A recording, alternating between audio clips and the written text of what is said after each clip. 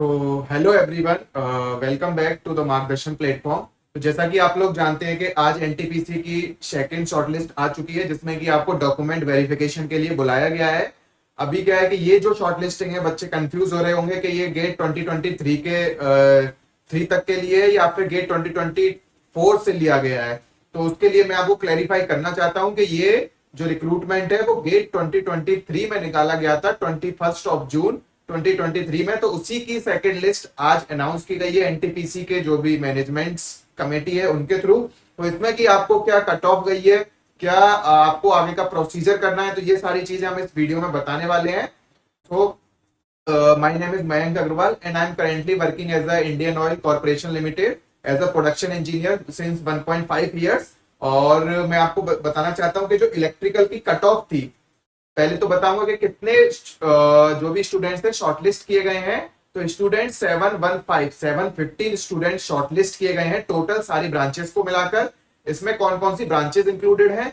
Branches में आपकी electrical, mechanical, electronics, instrumentation, mining and civil, ये सारी ब्रांचेस इंक्लूडेड हैं।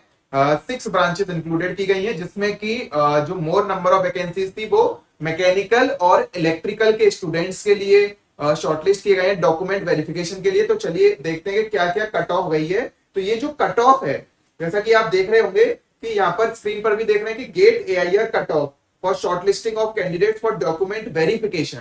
और R2 का मतलब है कि सेकंड लिस्ट अनाउंस की गई है for the post of ET engineer trainee through GATE 2023। और ये जो रिक्रूटमेंट है वो अनाउंस किया गया था 21 जून। ये जो रिक्रूटमेंट है वो लास्ट ईयर अनाउंस किया गया था।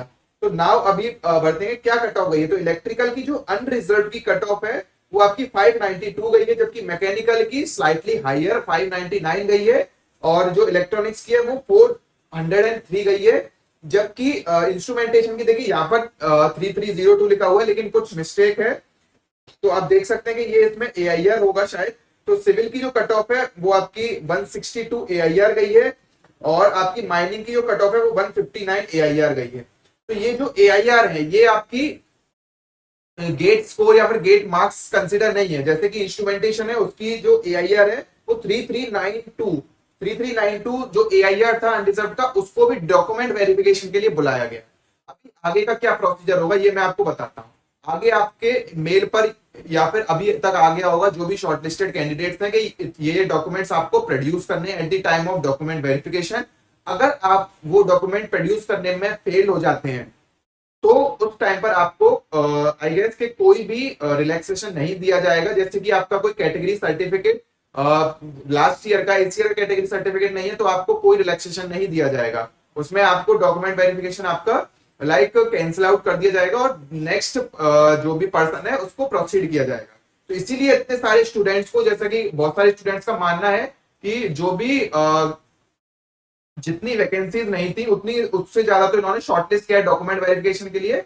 देखिए डॉक्यूमेंट वेरिफिकेशन का शॉर्टलिस्ट करते हैं, उसके बाद मेडिकल होता है आपका, जिसमें से कि अराउंड 10 to 15% मेडिकल में मेडिकल आउट हो जाते हैं एनटीपीसी में। तो इसलिए एक मेडिकल फिट पर्सन को ही इंडस्ट्रियल एक्सपोजर दिया जाए, तो उनका यही टारगेट होता है। इसलिए ये डॉक्यूमेंट वेरिफिकेशन के लिए ज्यादा स्टूडेंट्स को बुलाया गया है। तो चलिए आगे बढ़ते हैं कितने स्टूडेंट्स की जो कट ऑफ है ये दी गई है। जैसे कि सिविल में आपके 80 स्टूडेंट्स को कॉल किया गया है, जबकि माइनिंग में 65 स्टूडेंट्स को, और जबकि 240 के अराउंड और 200 के अराउंड मैकेनिकल एंड इलेक्ट्रिकल में कॉल किया गया है। 20 आपका इंस्ट्रूमेंटेशन स्टूडेंट्स को बुलाया गया है। और सिविल में भी आपको मोर और लेस इतने ही स्टूडेंट्स को बुलाया गया है, 60 to 100 स्टूडेंट्स को। तो ये सारे एक बार आप जाकर एनटीपीसी की वेबसाइट पर जाकर देख सकते हैं। ये शॉर्टलिस्ट अनाउंस कर दी गई है, जिससे कि आपको कोई भी अपडेट हो तो आपका कोई भी अपडेट मिस ना करें। जो भी स्टूडेंट्स ने मेल मेल का नोटिफिकेशन ऑफ किया हुआ है वो सारे स्टूडेंट्स अपने मेल नोटिफिकेशन को चेक कर ले कि उनके पास मेल आया है कि नहीं, और जाकर अपना जो भी शॉर्टलिस्टिंग क्राइटेरिया है वो देख लें, सारे डॉक्यूमेंट्स प्रोड्यूस कर ले, और जो भी डेट है उसकी कम से कम 5 से 5 कॉपी सारे डॉक्यूमेंट्स की अपने साथ लेकर जाएं, ताकि डॉक्यूमेंट वेरिफिकेशन आपका इजीली हो जाए। So best of luck from the मार्गदर्शन टीम।